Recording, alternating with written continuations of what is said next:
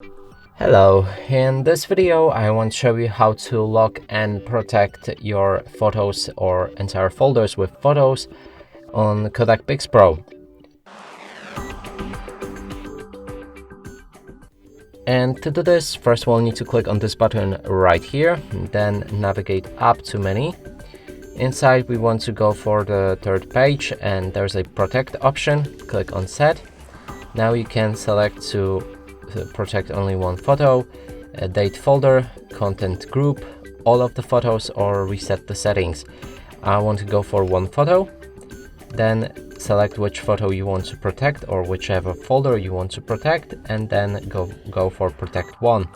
Now it's protected and you can click on unprotected to remove the lock, and what it does, it will prevent any deletion. It will prevent you from deleting this photo in case you want to format or delete any folders or photos or whatever. And that's it for this video. Hope you like it. Please consider subscribing to our channel, leave a like and a comment below.